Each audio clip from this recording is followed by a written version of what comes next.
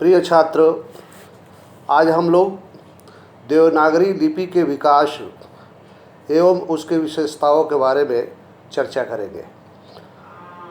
आप ये समझिए कि देवनागरी जो लिपि है इसका विकास कब होता है। प्राचीन काल में जो लिपि थी जिसमें वेद एवं शास्त्रों का जो लिपिबद्ध किया गया था वो रियल में वो संस्कृत भाषा में की गई थी, जो मूलतः वैदिक संस्कृत थी। वैदिक संस्कृत के बाद में जो संस्कृत प्रयोग होती है वो लौकिक संस्कृत के रूप में मानी जाती है। तो संस्कृत जो शब्द है उसको वेद वाणी कहा गया, देववाणी कहा गया। तो देववाणी माने देवताओं की वाणी, जिसमें देवताओं के बारे में वर्णन किया गया है। तो देवताओं के बारे में जिसमें वर्णन किया गया है उसके लिए जो लिपि प्रयुक्त हुई उसको देवनागरी कहा गया। अब शब्द उठता है कि देव शब्द तो देवताओं के लिए होता ही है, एक शब्द आता है नागरी। तो देवनागरी लिपि का विकास ब्राह्मी लिपि से हुआ है। ब्राह्मी लिपि का प्रयोग ईसा पूर्व 5वीं शताब्दी से भी पहले होता था। ब्राह्मी लिपि से देवनागरी दो रूपों में विकसित होती है, एक है उत्तर शैली, दूसरी है दक्षिण शैली। उत्तर शैली से ही गुप्त काल में गुप्त शैली का विकास हुआ जो 8वीं सदी तक प्रयुक्त होती है। इस कुटिल लिपि से ही 9वीं शताब्दी में नागरी लिपि का विकास एवं उत्तर भारत में प्रचलन होता है, जबकि दक्षिण भारत में इसे नंद नगरी भी कहा जाता है। नागरी नामकरण क्यों हुआ इस संदर्भ में हम चर्चा करते हैं। नागरी नाम को लेकर विद्वानों में मतभेद है। कुछ एक विद्वान इसे नागर ब्राह्मणों द्वारा प्रयुक्त किए जाने के कारण इसे नागरी माना। कुछ विद्वान का मत है कि यह काशी, प्रयाग, पटना जैसे नगरों में ब्राह्मणों द्वारा प्रयुक्त हुई इस कारण नागरी है। कुछ विद्वान इसे नागलिपि में पूर्ववत प्रयुक्त होने के कारण नागरी माना। तांत्रिक चिन्ह देवनगर से साम्य होने के कारण यह नागरी कहलाती है। कुछ विद्वानों के मतानुसार पाटलिपुत्र के राजा चंद्रगुप्त को देव की उपाधि मिली हुई थी, इस कारण चंद्रगुप्त को देव कहा गया था और पाटलिपुत्र नगर उनकी राजधानी थी। तो पाटलिपुत्र के कारण या पाटलिपुत्र में रहने वाले शासक ने जिस लिपि का लेखन में प्रयोग किया वह देवनगर की लिपि हुई। डॉक्टर धीरेन्द्र वर्मा का मत है कि मध्य युग में स्थापत्य शैली का नाम नागर था, जिसमें चौकोर आकृति होती थी। नागरी लिपि के अधिकतर अक्षर भी चौकोर होते हैं, इसी आधार पर इसे नागरी स्वीकार किया गया। डॉक्टर द्वारिका प्रसाद सक्सेना का मत है कि जिस तरह से संस्कृत को देववाणी माना गया, इसी कारण से संस्कृत वाङ्मय को जिस रूप में लिपिबद्ध किया गया वह लिपि देवनागरी कही गई। डॉक्टर सक्सेना के मतानुसार उत्तर प्रदेश, बिहार, मध्य प्रदेश, राजस्थान, गुजरात, नेपाल, महाराष्ट्र में भी इस लिपि का प्रयोग शिलालेख एवं ताम्रपत्रों पर हुआ था। देवनागरी का एक और मत विचारणीय है। देवभाषा संस्कृत है। वेदों की रचना वैदिक संस्कृत में है। कालांतरों में भाषा दुरूह से सरल हुई, लिपि में भी कुछ परिवर्तन हुआ। वेद व्यास एवं गणेश देव द्वारा रचित वेद एवं आद्य ग्रंथ को देववाणी कहा गया है। उन्हीं देवताओं द्वारा लिखित लिपि को कालांतर में देवनागरी के रूप में प्रचलन हुआ। देवनागरी लिपि का जो आधुनिक रूप दिखाई देता है वह कठिनता से सहजता की यात्रा है। ओझा जी जैसे विद्वानों का मत है कि 10वीं शताब्दी की उत्तरी भारत की नागरी लिपि की कुटिल लिपि की नाई अ, आ, ध, प, म, य, श और स के सिर दो अंशों में विभक्त मिलते हैं, परंतु 11वीं शताब्दी से ये दोनों अंश मिलकर सिर की एक लकीर बन जाती है और प्रत्येक अक्षर का सिर उतना लंबा रहता है जितनी कि अक्षर की चौड़ाई रहती है। देखा जाए तो 11वीं शताब्दी की नागरी लिपि आधुनिक युग की नागरी लिपि से काफ़ी मिलती जुलती है। गौर करें तो नागरी की विकास यात्रा वैदिक काल से होते हुए ब्राह्मी लिपि के सानिध्य में शनै शनै अग्रसित होना और कालांतर में बड़े बड़े नगरों के विद्वानों द्वारा प्रयुक्त में आकर सम्राटों की शिलालेख ताम्रलेख की शोभा बढ़ाती है। अपने यश की गाथा खुद देवनागरी लिपि गाती है। तभी तो महमूद गजनवी ने इसकी लोकप्रियता को स्वीकार करते हुए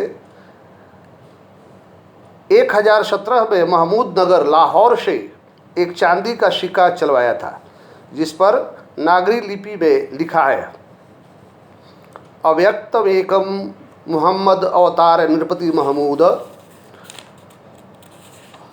और दूसरी ओर अहम टंकम महमूदपुर घटले संबती 418 छपा है। यह देवनागरी लिपि की खूबियत या विशिष्टता थी, जिसे आक्रांता भी सहज रूप में स्वीकार करता है। अब हम देवनागरी लिपि के विशेषता पर अगर हम ध्यान डालें तो देखते हैं कि देवनागरी लिपि प्राचीनतम भाषा संस्कृत की सहोदरा होने के साथ ही ब्राह्मी लिपि की सहचरी है। यह लिपि उच्चारण के साथ ही साथ लेखन में अपनी सहजता, सरलता एवं सुबोधता के कारण वैज्ञानिक कसौटी पर खरी उतरती है। संसार की समस्त लिपियों में यह उत्तम एवं उच्चारण के दृश्य से अनुगमनीय एवं तर्क प्रधान है। इसकी वैज्ञानिकता को कंप्यूटर कला मर्मज्ञों ने भी स्वीकार किया है। वैसे देवनागरी अपने स्वरूप एवं प्रमाणिकता के कारण विश्व के शोधार्थियों विद्वानों द्वारा प्रथम स्वीकारोक्ति है। इसमें हम निम्नलिखित विशेषताओं को पाते हैं। यह अपने वर्णों के द्वारा पूर्णतः संपन्न है, जिसके लिए अधिकाधिक ध्वनि चिन्ह है। यह स्वर एवं व्यंजनों से युक्त है। प्रत्येक वर्ण के लिए स्वर के लिए उच्चारण स्थान निर्धारित है। प्रत्येक ध्वनि के लिए स्वतंत्र वर्ण निर्धारित है। यह पूर्व काल से ही जिस रूप में प्रयुक्त होती रही है वह अपने मूल स्वरूप को धारण किए है। इसकी वर्णमाला और वर्तनी की सीख लेने पर शब्दों के हिज्जे यानी स्पेलिंग वर्तनी को रटने की आवश्यकता नहीं पड़ती। केवल शब्दों के शुद्ध उच्चारण जानने से ही शुद्ध लिखा जा सकता है। देवनागरी ब्राह्मी लिपि की उत्तराधिकारी होने के कारण समस्त भारतीय लिपियों से यत्किंचित साम्य है। देवनागरी लिपि में जैसा बोला जाता है वैसा लिखा जाता है। इसमें प्रत्येक स्वर वर्ण के लिए अलग से स्वतंत्र मात्रा चिन्ह निश्चित है, जिसके प्रयोग के द्वारा स्वर युक्त व्यंजनों अर्थात अक्षरों को उच्चारण के अनुरूप ही स्वतंत्र अक्षरों में लिपिबद्ध किया जाता है। देवनागरी में हम कम स्थान में अधिक शब्द लिख सकते हैं। इस लिपि में लिखित शब्दों के प्रत्येक वर्ण का उच्चारण अनिवार्य है।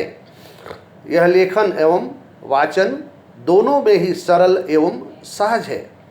इसका रूप नेत्राकर्षक है। यह त्वरा लेखन के अनुकूल है। वेद विज्ञान ऋषि उपनिषद शास्त्र इसी लिपि में है।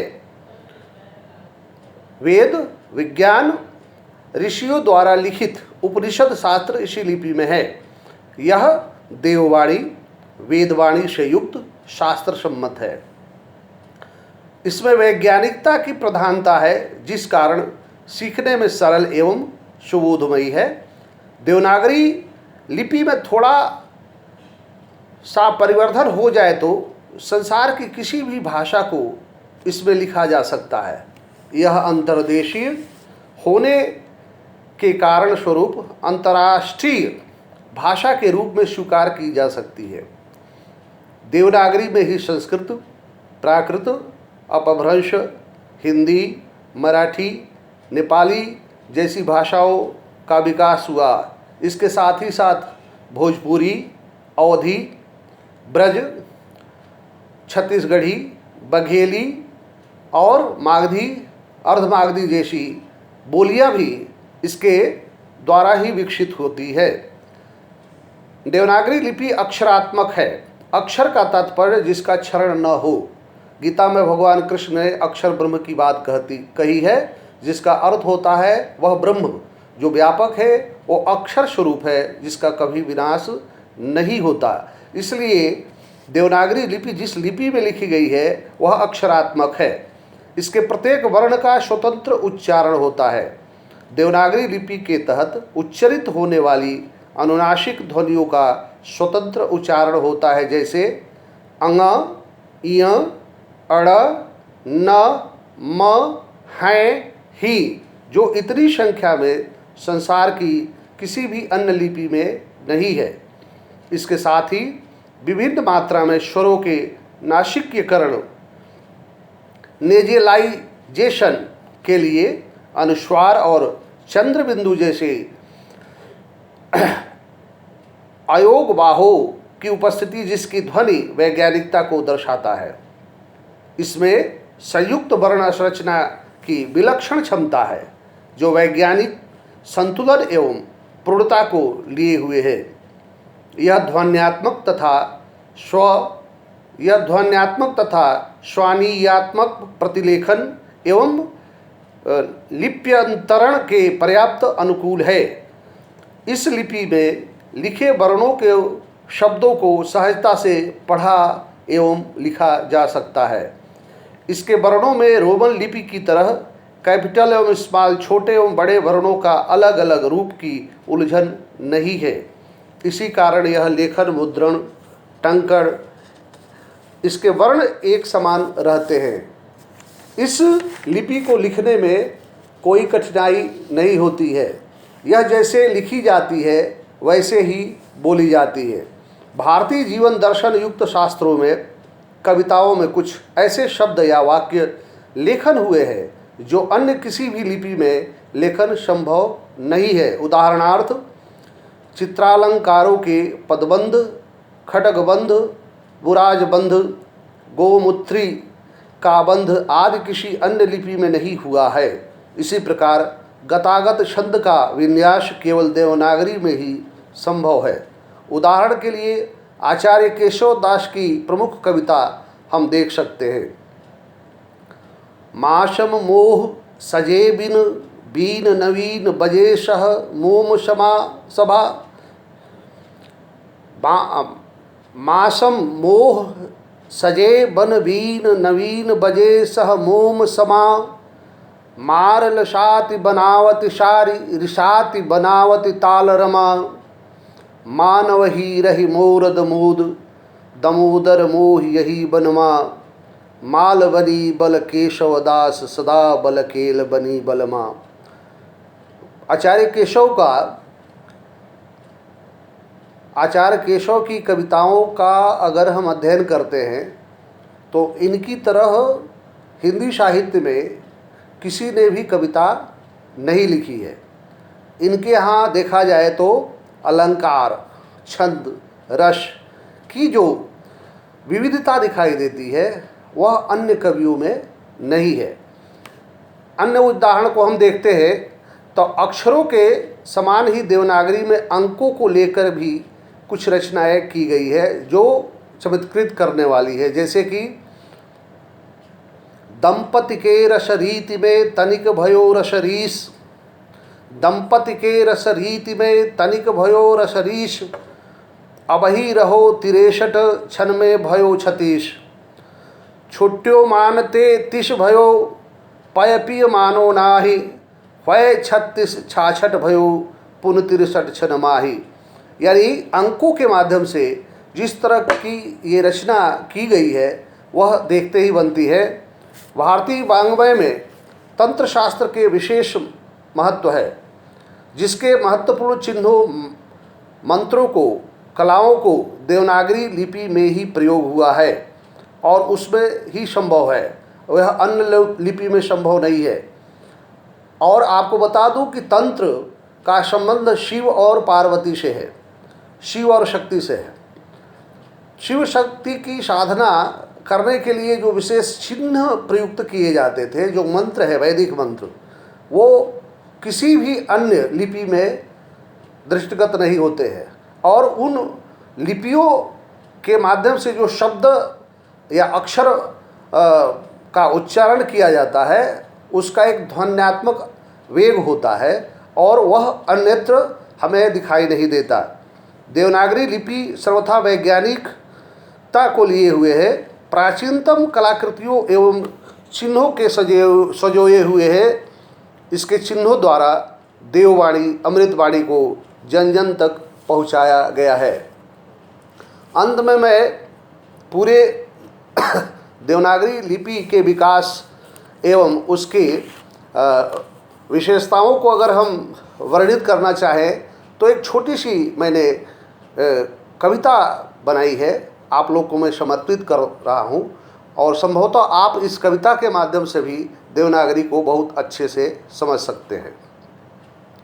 ब्राह्मी लिपि से प्रगति लिपि को देवनागरी हम कहते हैं। ब्राह्मी लिपि से प्रकटी लिपि को देवनागरी हम कहते हैं। देवाधिदेव महादेव के डमरू सच सच कहते हैं। देवाधिदेव महादेव के डमरू सच सच कहते हैं। गणपति की पूजा पहले हो ऐसा नया विधान बना। देवनागरी में आदि ब्रह्म का वेद विदित विज्ञान बना। दक्षिण में दक्षिण शैली को कार्तिक अगस्त अपनाए थे। वेद व्यास गणपति उत्तर में इसे सूर्य तुल्य चमकाए थे। देवनगर से निकली चिन्हित लिपि नागरी कहलाई थी। काशी पटना गुजरात में ब्रह्म ज्ञान बतलाई थी। पंडित ब्राह्मण याचक खोजी ज्ञानामृत का पान किए। वेद व्यास संग गणपति देव भी सत्य रूप का ध्यान किए। वेद व्यास ने गणपति से जब 4 वेद लिखवाया था, ब्राह्मी सदृश देवनागरी को जनमन में फैलाया था। आपको बता दें कि ब्राह्मी लिपि से ही देवनागरी लिपि का विकास हुआ है। ब्राह्मी लिपि यानी ब्रह्म को ज्ञान देने वाली, ब्रह्म के बारे में बताने वाली। पूरा का पूरा वेद, उपनिषद, ये सब संस्कृत भाषा में लिखा हुआ है, जिसे हम देववाणी कहते हैं। और देववाणी संस्कृत के साथ ही के संग में ही देवनागरी लिपि का विकास हुआ, जिसे हम देवनागरी लिपि के रूप में जानते हैं। धन्यवाद।